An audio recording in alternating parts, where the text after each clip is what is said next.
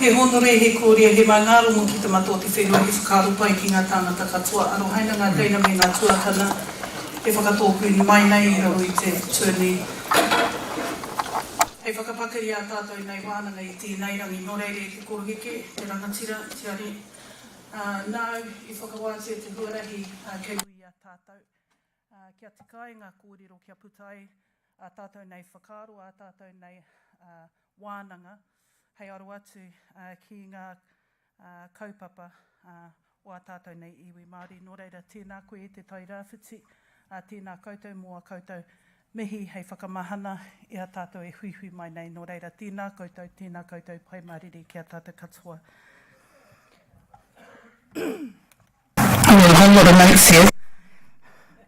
I'm not sure whether I'll use them, but let me make the necessary acknowledgements.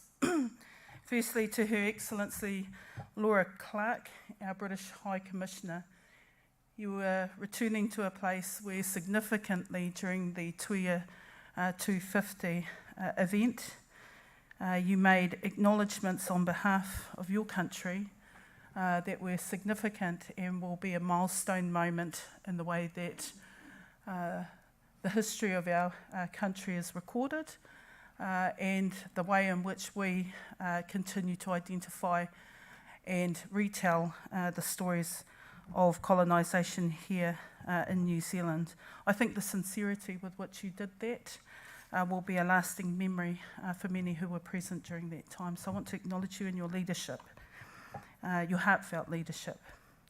I also want to acknowledge our Human Rights Commissioner, Ming, for the work that you're doing to prick the conscience of our society in a way that demonstrates that we can be better. We're not perfect and we must be better in the way that we uphold the values that have defined our little country of New Zealand as one of the best places in the world to live in. To Chris, as Chair of Te Taumata and the members of the Taumata team for your leadership in starting a different conversation in the trade space. An enviable task, but a necessary one as you have pointed out. To Francois Huot, our Trade Commissioner of Canada, Simon Draper, who's here representing the Asian New Zealand Foundation, Stephen Jacoby for the New Zealand International Business Forum, welcome. So why are we doing this? Some of the prelude has already been given by Chris. But if we do believe that trade matters and it's an important conversation for everyone to participate in, the Māori economy is validation enough that we should be having this conversation in a very different way. So engagement is part of that effort, and Te Taumata have started that process by having a hui in Rotorua prior to COVID. And that was a really healthy and exciting conversation around the way in which Māori could engage in trade and derive benefits from the work that our team are doing in the foreign affairs space to advance trade agreements. But domestically, and I said this at the Rotorua Hui, domestically we've got a lot of things that we need to do to ensure that we've got the right frameworks to uphold and support Māori aspiration in the economic context, but in the emerging opportunity space, which demands of us to think very differently. I'll come to that a little bit later. But by and large, today is about increasing the narrative across our country, but importantly within our Māori communities, about the benefits of trade and also what we need to do to be more responsible as we advance into a progressive trade agenda with confidence. Then COVID happened. I want to acknowledge all the iwi here in Te Tairawhiti who are part of the COVID response, the immediate response to make sure that our whānau in need were looked after and protected. During that time of the 4-week lockdown, moving to lowering levels of level 3, level 2, and now where we're at, though something interesting really happened. And I don't know about you, but I certainly upped my zooey game. And there were zooey huis all over the place. And the kinds of, that kept us connected, even though we were socially distanced, physically distanced. Engaging in our digital platform, wānanga and korero, enabled us to have the types of conversations that we may not have had if we were pre-COVID. So here's a little insight, and I'm sure it would have been the same for many of you. Our COVID conversations were, what's the impact of this on our little community, on our trust, on our incorporation, on our business operating model, within our towns and cities for employment? How's this going to affect our kids at school and all of that? So there were all sorts of rich conversations happening as people tried to understand the impact of COVID. Interestingly, in many of the forums that I took part in, Maori businesses were saying, yes, this will be challenging. We don't have a crystal ball. We don't know how long this will last, but there is opportunity. That is probably a small but important insight into the resilience of our people, of Māori. Notwithstanding the difficulties we're presented with, many of our whānau at many levels were saying, how are we going to get through this? We can get through this, and we're going to have to think differently.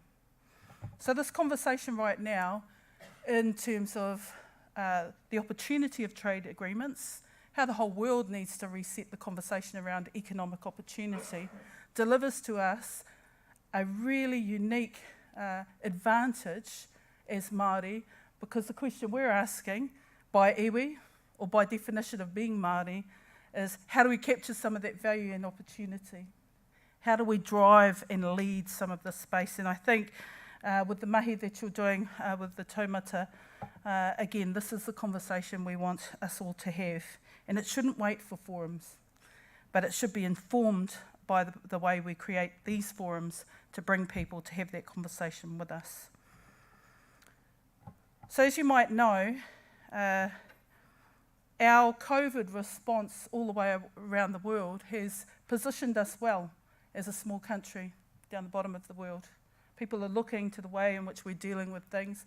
I'm not saying that there won't be any difficulty coming up. There is always the prospect of a second wave, but people all over the world are looking at our response and trying to understand some of which might be applicable to them, but gain greater insight into how we continue to respond. In fact, I hazard a guess, without being too arrogant, that it's only enhanced the trust and confidence with which the world views New Zealand. There is advantage in that. There's economic advantage in that. Our 5-point plan is about how we believe we can bring the country through into a recovery space. And absolutely, just as we took quite severe actions to go into a 4-week lockdown, our primary focus was on the well-being of our people. Our people underpin our economy. We believe that. So it wouldn't be any surprise to you that the first part of our 5-point plan is to continue to invest in our people.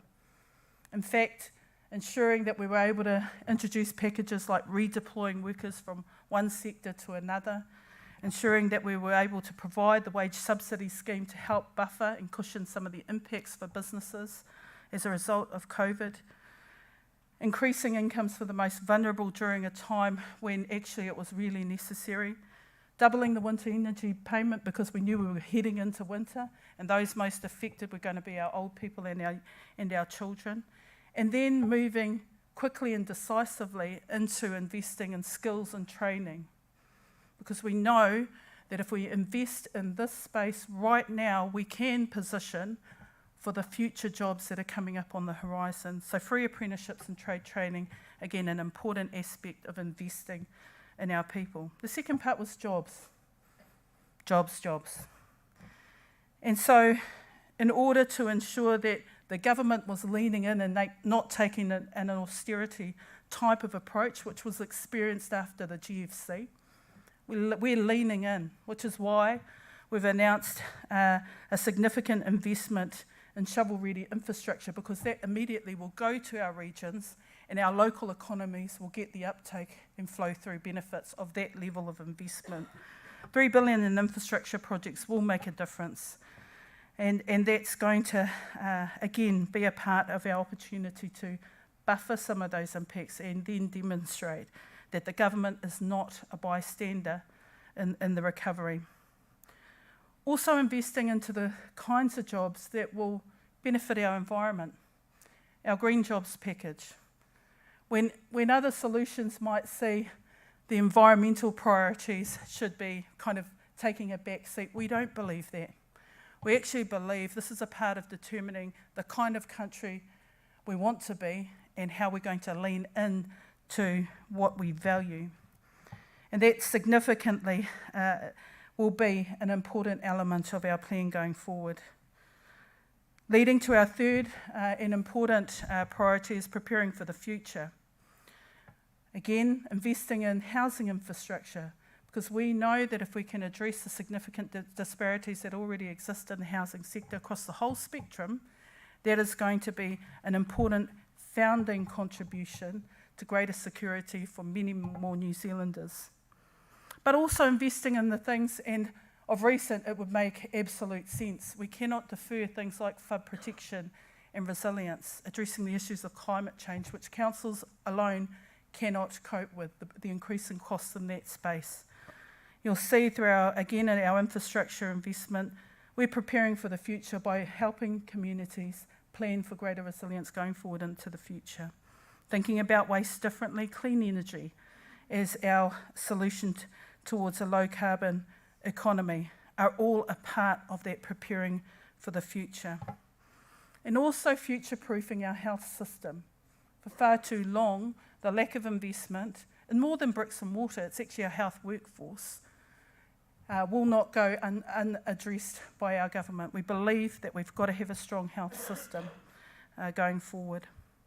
The fourth part of our plan, and this is where we start to segue into the benefits of trade, supporting our SME sector.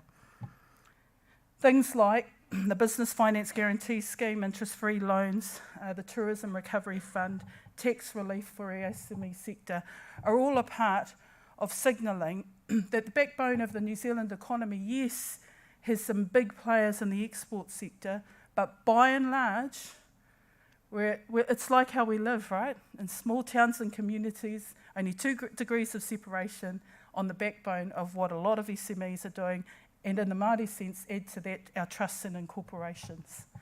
We want to make sure that they have greater resilience and support going forward in our recovery approach. And then the fifth part of our plan is to position New Zealand globally.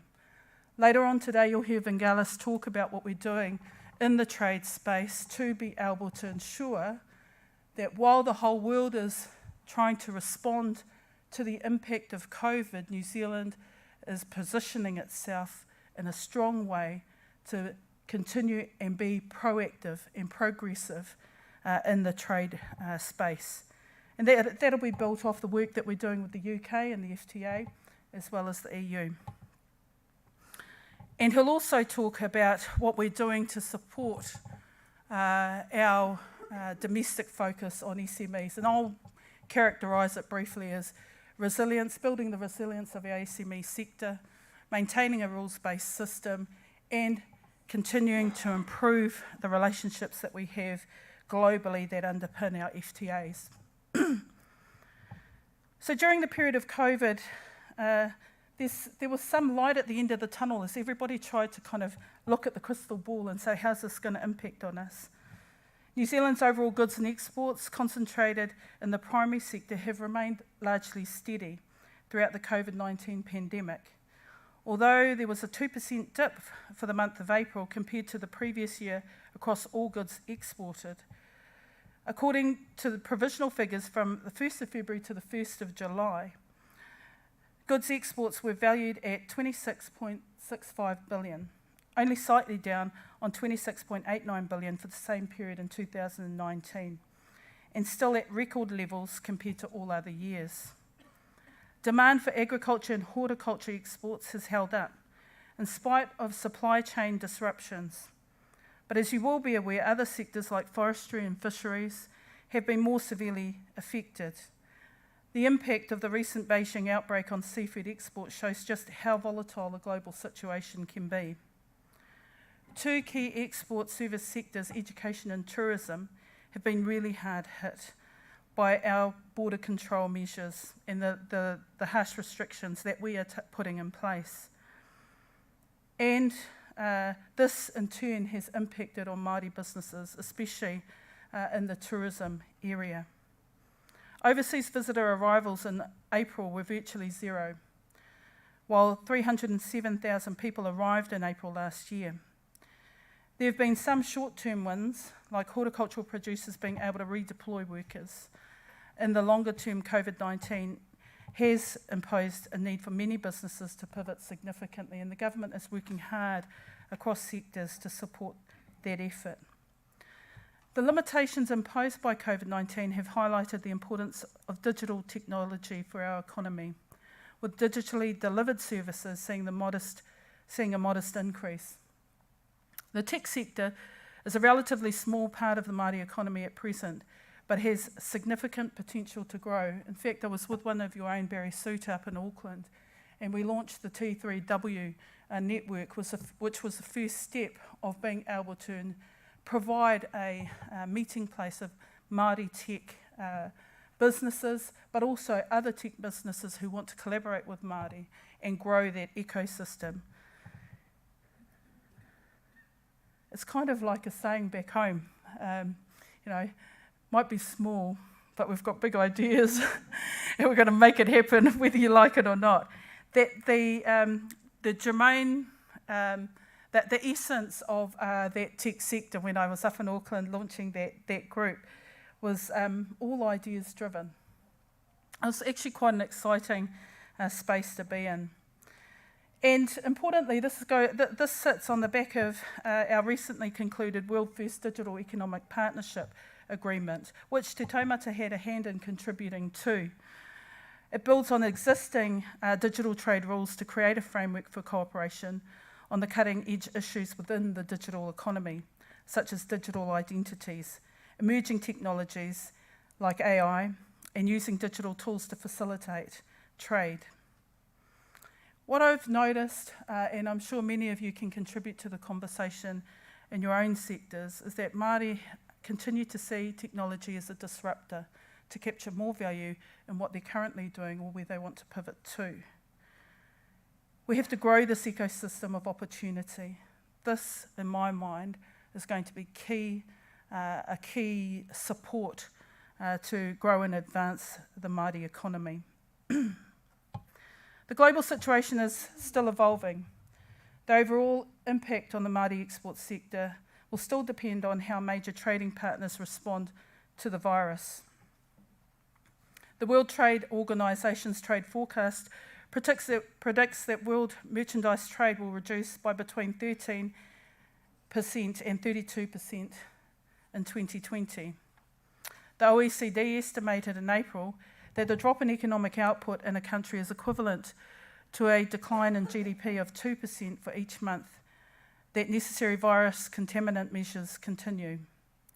By going hard and going early, New Zealand has avoided the worst of this impact, but the same is not true of many of our other trading partners.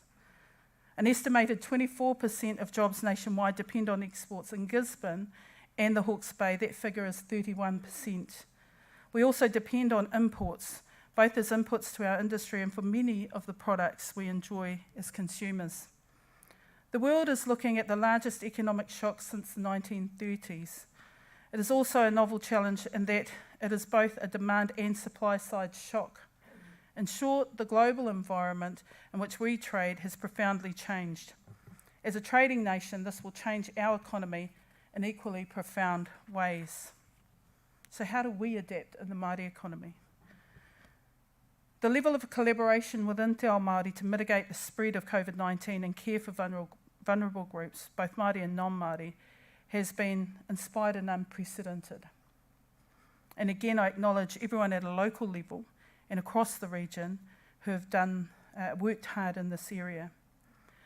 Māori exporters have also been pivoting to meet the changing demands of COVID-19 and what that new marketplace starts to look like. The opportunities in the food and beverage sector are particularly promising. For example, a large Māori seafood company adapting to changes in the China market by reconfiguring its processing and selling practices and options. These sorts of decisions are ultimately commercial ones for all of you to make. The focus of our government policy, as I will outline, is on making sure there are as many options as possible available and in getting in behind those export decisions on the ground where it matters. The government's immediate response to COVID-19 was focused on maintaining our supply chains, both to ensure that we could continue to access critical items like medicine, PPE gear, and also testing kits for COVID, and to still enable our goods to be traded.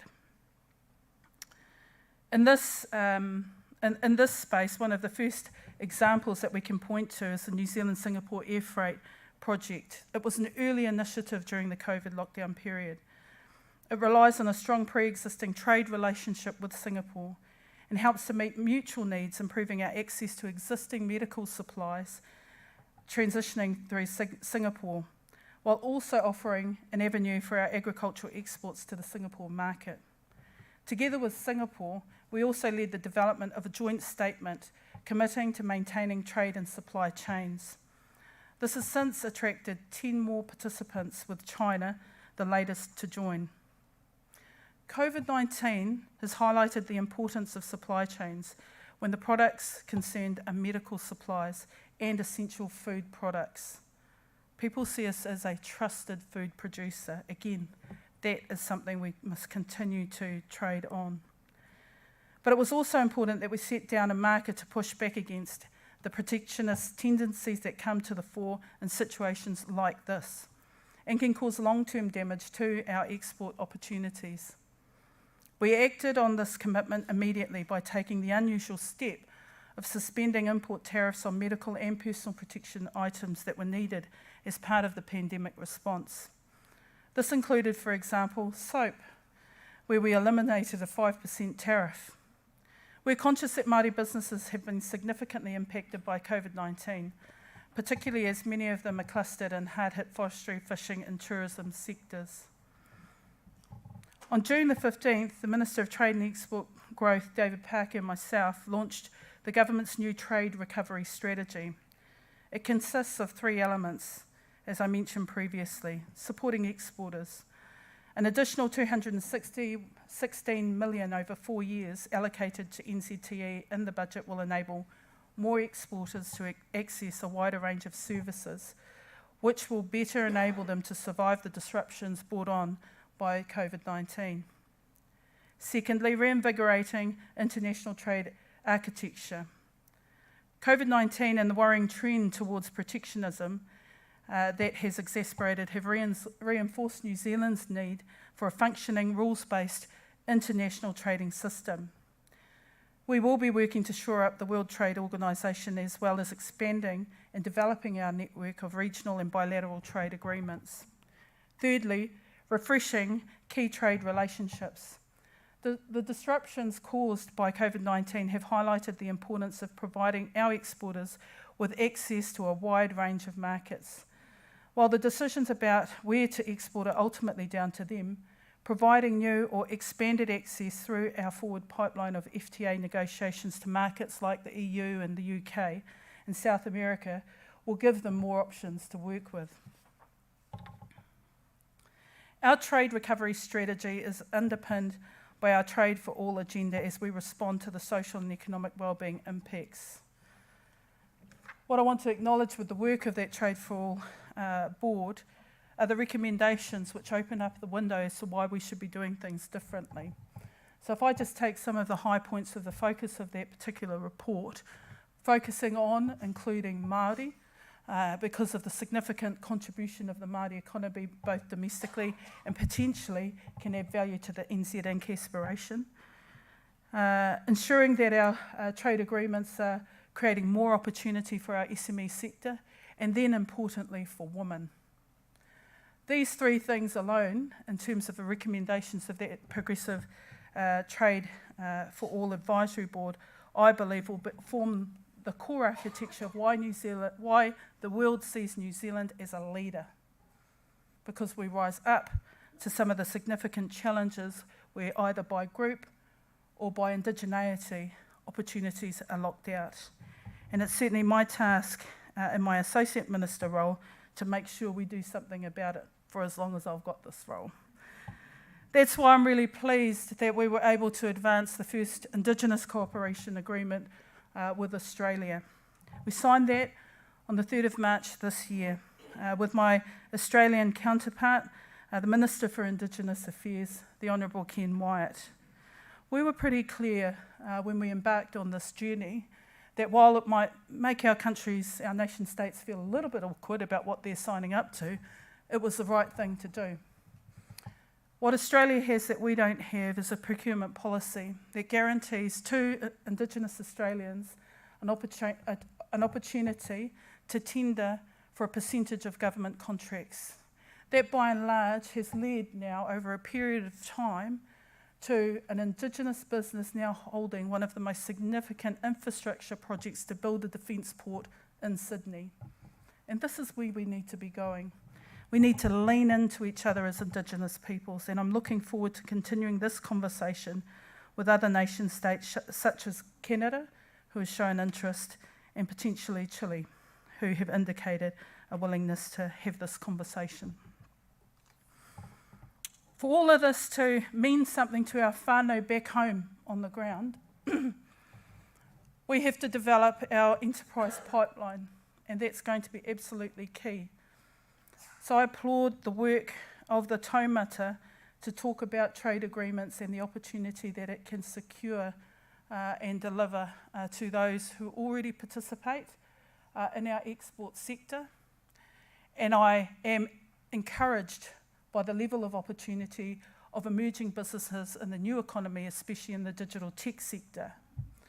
Where my focus will be is to ensure that our whānau back home in their own little community will also derive some opportunity in the enterprise space, and we make it real for them.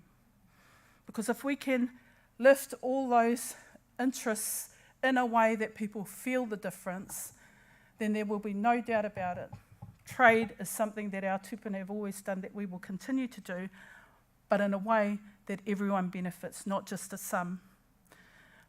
So I'll end on this small part, and I want to recognise the work that the Taumata did in the in the work that was commissioned around Māori interests and geographic indicators.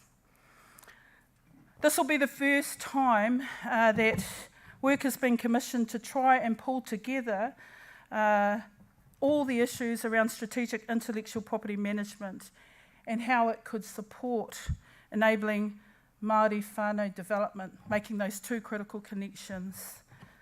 What the report leaves open is a number of things that we, and only you potentially, can lead on, which is how do we develop in New Zealand an intellectual property framework that protects in a way that still enables us to utilise and draw on what is inherent in us, our knowledge systems, our understanding of our natural world, our taonga species, our taonga works, and all those types of things.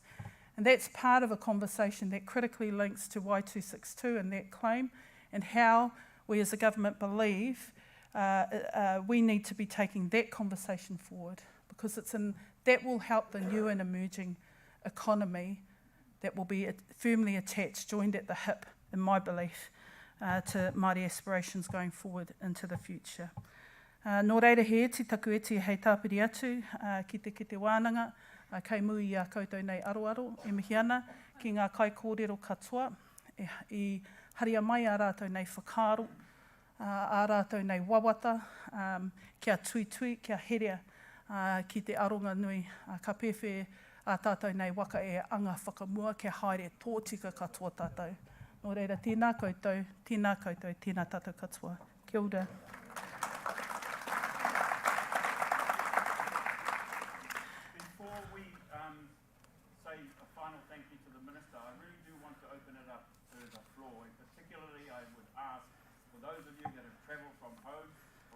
From our farms, we've got burning questions, and I know there's some of you here. Please stand up and ask those questions of the Minister. We've got a microphone around. If you don't, Chris will make me sing. That could be tricky. While we're waiting or while you're thinking, I just want to acknowledge too another point that the Minister made about technology being a disruptor. And you should, when you're standing to speak, know that you're on camera. This is being streamed live to everyone across the motu and the world. Any questions, please? Agnes, be up here. Kia ora, Minister. Agnes Walker from Te Taumata, Ngāti Porou. Really enjoyed your korero. But some of the things that concern me as a person who lives in Wharapunga. Chris opened with a conversation around 1 in 4 jobs derived from trade. And you talked about people underpinning our economy. And one of the things that worries me is that there is so much money that keeps coming into districts like ours, but where is the monitoring to ensure those become reality for my relations in Wharapunga? Because I see lots and lots of money getting rolled out, but how do we ensure that that is actually where it's going to end up from a Māori point of view for our whānau? The other thing is the capacity and capability of us at home is very limited. We can't line up and be ready, shovel ready for $40 million for a swimming pool when the tūtai is still rolling out into our sea. You know, so we're not at a place to be able to really push through our priorities because of the lack of that capacity and capability for us on the home front. So if Crown want to do business with us, and real meaningful business, it's around, we can't start at the starting line with everyone else. We need a lot more help to actually even put an application in to receive any of the wonderful funding that flows around for everybody else. Kia ora. And that's one of the things that COVID taught us, is how does the community build its own resilience footprint, so that no matter whether you live in Wharepunga or not, you're able to draw on a network of intelligence to be able to support you. And again, I think that's where technology as a disruptor urges us to think differently about how contribution can be made. I'll give you an example on my Maniapoto side. Pretty much 90% of our iwi live outside of the rohe. And I would hear exactly what you've said back in my own rohe. Well, we're not an uneducated iwi. Per capita, you know, if I was getting real waka-ish about it, per capita I think we outstrip Waikato. The thing about it though is how do we draw on the intelligence and the skills of our whānau who want to contribute and use technology as our disruptor for good back in our little community.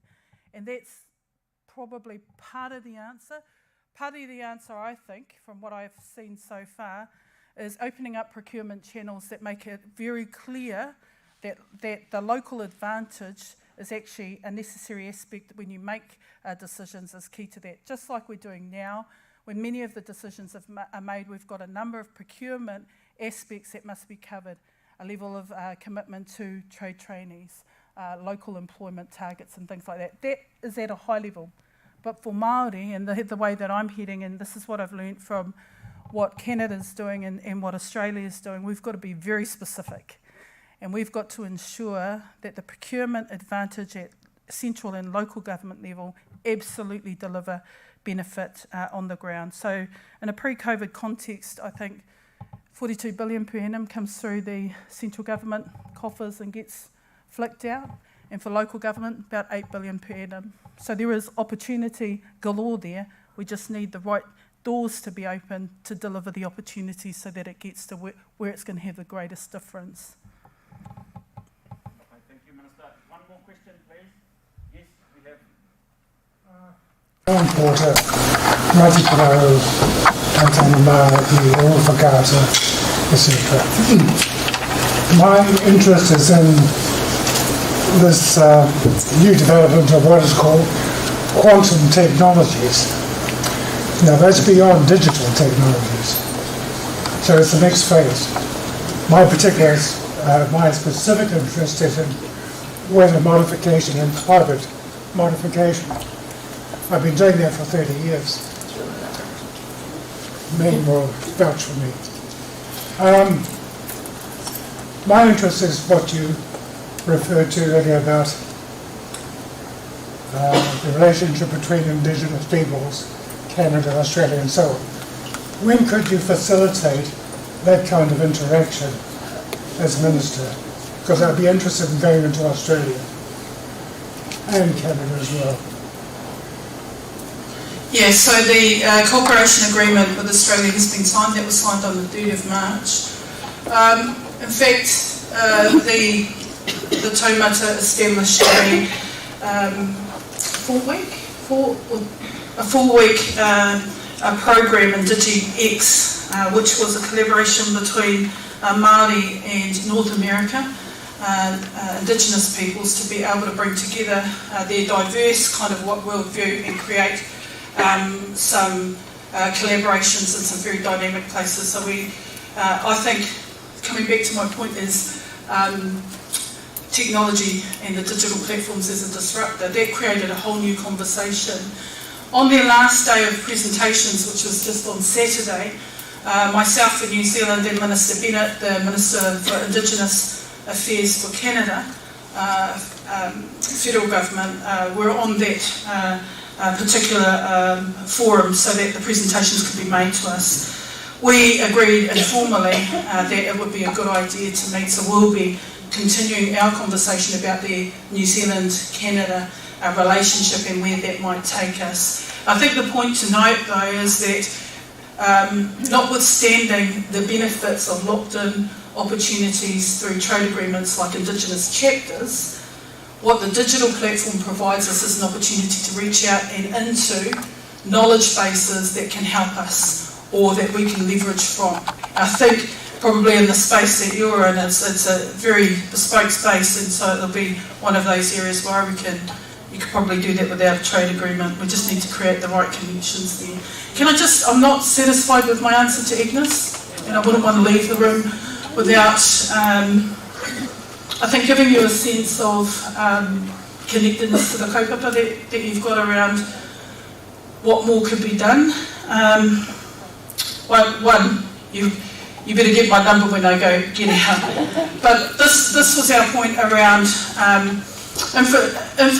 shovel-ready investment did not discriminate in terms of the environmental challenge that we have in front of us. So part of the solution, I suspect, will be what we've created in the green job space, but also long-term will be around climate change, flood protection and resilience adaptation.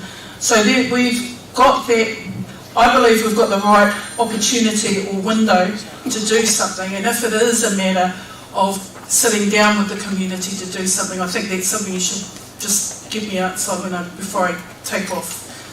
Okay. I wouldn't want to leave you dissatisfied, Agnes. I want to move us along, but I really want to thank the Minister today. Minister, I think I applaud you for what you just did there in reaching out to Agnes and saying, call me. I want to have that call in. I think on behalf of us all, Minister, I want to warm thank you for your coming along on two fronts.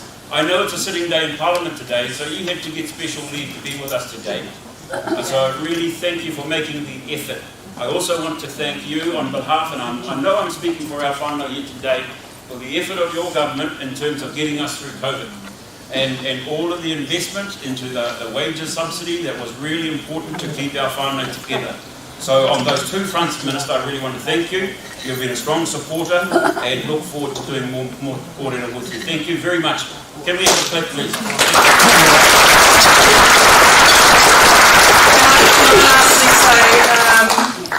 Two things. One, to acknowledge Te Arawa and the report that you launched over the last couple of days around what's happening there, but also to acknowledge what you're doing in Te Tairawhiti after today. It's your two-day forum.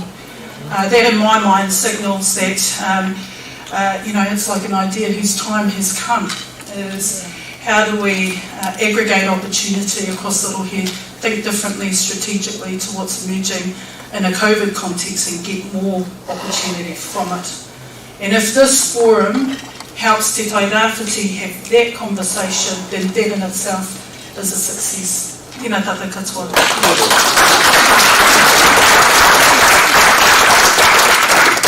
What I'd like to do now is I'd like to hand over to